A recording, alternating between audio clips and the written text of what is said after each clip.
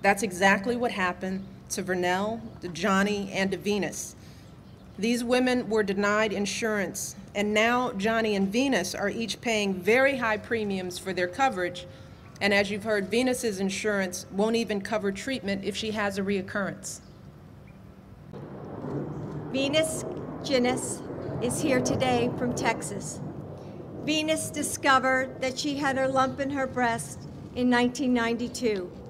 She lost her health care coverage when her employer was sold to another company. And since that time, she has struggled to obtain affordable health care.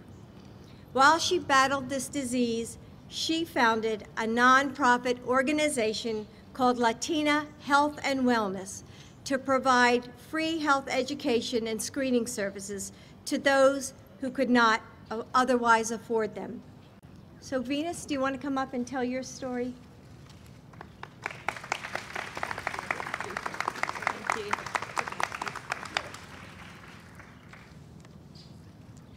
Muy buenos días.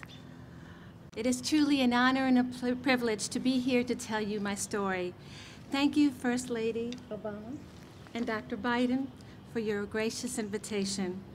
As a Latina breast cancer survivor and advocate, I made it my mission to provide Latinas with culturally specific health education to increase screening and reduce mortality for breast and cervical cancer, not only in the United States, but globally. In 1992, a lump in my breast was found as I was being treated for an on-the-job accident as a flight attendant for TWA. I had a mammogram, then a biopsy, then subsequently the bad news. Just after 9/11, I, along with many of my fellow furloughed employees, was suddenly without a job and without health insurance. After exhausting COBRA, I sought and was denied health insurance because of my previous bout with cancer. Many of you in the audience can relate to the feeling of abandonment by your employer, by your insurance company, and by your government. I say government because there are no laws to protect us from this type of discrimination. My experiences with our broken health system and my sister's untimely death with cervical cancer due to HPV prompted me to action. In 1997, I founded Día de la Mujer Latina, which translates to Day of the Latin American Woman, a non-profit health and wellness organization. Día de la Mujer Latina health fiestas provide culturally and linguistically specific health education and screening, follow-up care, and patient navigation to poor, underserved, and uninsured Latinas. Under our nonprofit, I was able to get health insurance, but it was pricey and limited.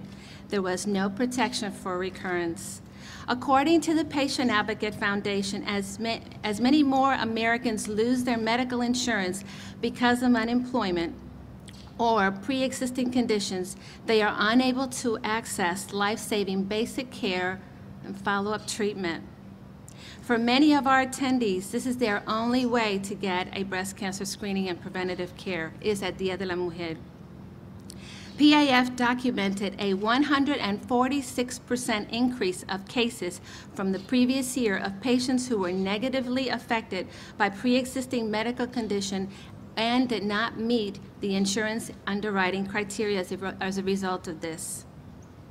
Today, together with our partners, which include local merchants and community-based organizations, hospitals, researchers and clinics, as well as countless of dedicated volunteers, Día de la Mujer Latina health fiestas have been celebrated in over 30 cities across the United States and in Puerto Rico, with a successful outreach rate of 55,000 women over the last 12 years, from all races, ethnicities.